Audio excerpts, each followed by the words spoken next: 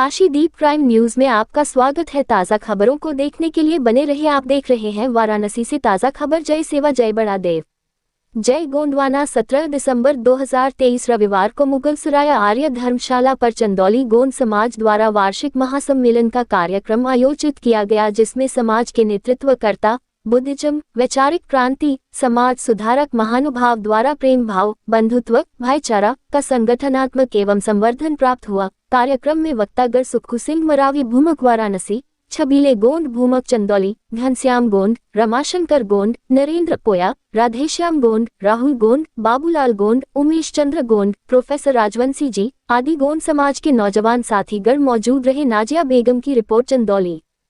अपना नाम और परिचय बताएं। मैं डॉक्टर उमेश चंद्र, भारतवर्षीय गोंड आदिवासी महासभा समिति का राष्ट्रीय अध्यक्ष हूँ। आज कार्यक्रम क्या उद्देश्य है? आज के कार्यक्रम का मुख्य उद्देश्य है, आदिवासी सम्मेलन का उद्देश्य है कि उत्तर प्रदेश के जनजाति उनका आज की परिस्थितियों में, वर्तमान परिस्थितियों में सर्वांगीण विकास कैसे हो और उनके समक्ष चुनौतियाँ क्या हैं।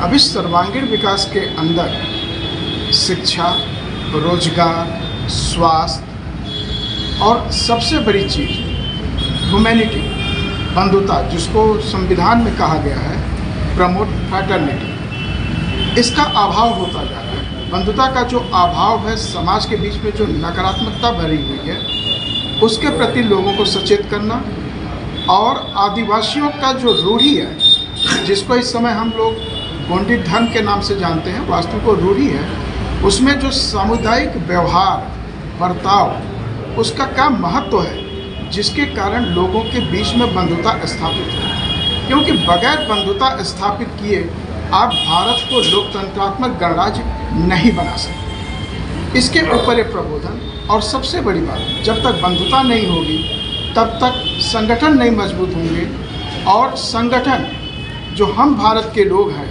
उनके अनेकों संगठन हैं जिनका लक्ष्य होना चाहिए भारत को संपूर्ण प्रभुत्व संपन्न लोकतंत्रात्मक गणराज्य बनाना, वो बगैर बंधुता के संपन्न नहीं होगी। तो यह पूरी एक मुहिम लोगों को सर्वांगीण विकास के तहत सामाजिक, आर्थिक और राजनीतिक न्याय को संपन्न करते हुए, और उसमें लोगों की भागीदारी, अक्षरशः भागीदारी, इसके प्रयास के लिए यह प्रबोधनात्मक कार्यक्रम आदिवासी सम्मेलन के तहत चलाया जा रहा है। अभी जैसे कुछ लोग भगवान को मानना, और ये इस पे क्या कहना चाहिए? देखिए, और राजनीतिक पार्टियों को लेकर के, देखिए, भगवान को मानना न मानना यह आपके ऊपर है, आपकी सोच कहाँ है। भगवान एक शक्ति जरूर है, जिसको हम लोग कहते हैं प्राकृतिक शक्ति। हम रहे न रहे, यह शक्ति बनी रहेगी, और इस शक्ति के चक्र से ही सब कुछ संभव है। जब हम प्रकृति की बात करते हैं तो निश्चित रूप से पर्यावरण हमारे सामने आता है। भगवान के नाम पर और भगवान को मानने की आस्था बताते हुए अब पूरे विश्व के प्राकृतिक चीज़ों का सर्वनाश करते जाएं, तो हम भगवान में आस्था रखें कहाँ है। ये प्रकृति है जो आपको ऑक्सीजन देती है, यह प्रकृति है जो आपको ऊर्जा देती है, हवा देती है, पानी देती है। हम इन सबका तो विखंडन करते जा रहे हैं। और आदिवासियों का जो संस्कृति है, जो कल्चर है, वो प्राकृतिक है, प्रकृति का संरक्षण है, और प्रकृति के अनुसार अपने जीवन को पालना है, अपना समग्र विकास करना है। इसलिए भी आज ये जरूरी हो गया कि हम भगवान हैं या नहीं हैं, इस प्रश्न को एक किनारे करके अपने प्रकृति का संरक्षण करें, प्रकृति के अनुसार अपने जीवन शैली को अपनाएं और उसके अनुसार व्यवहार करें। अभी कुछ लोग बोले राजनीतिक पार्टियों को लेकर के, इस पे क्या कहना चाहिए? देखिए, राजनीतिक पार्टियां वो अपने स्वार्थ में चल रही हैं।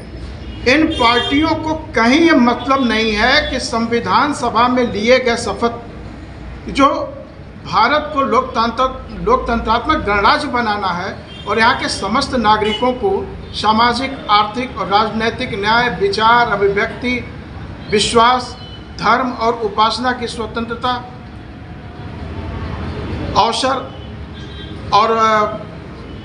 विषमता, व्यक्ति की गरिमा और राष्ट्र की अखंडता, इसको ये सुनिश्चित करने की बजाय लोग आपस में विद्वेष कर रहे हैं, जातिगत नफरत, धर्मांतरगत नफरत, संप्रदायों के बीच में नफरत। आखिर ये क्यों? क्या हम इसी भारत के निर्माण कल्पना किए थे? किसी भी राजनीतिक दल में जो खुद कह रहे हैं कि हम संविधान बचाने के लिए आ रहे हैं, लेकिन उनके अंदर एक ऐसी शक्ति बैठी हुई है जो यह चाहती नहीं, वो चाहती है कि हमारी वर्चस्वता कायम रहे जैसे कि आज से 100 साल पहले था। हम लोग शुक्रगुजार हैं अपने संविधान सभा के हर सदस्यों का जिन्होंने इतना सुंदर संविधान दिया, लेकिन हमें एक और खेद भी होता है कि कुछ वर्षों तक अगर हम कहें सीधा सीधा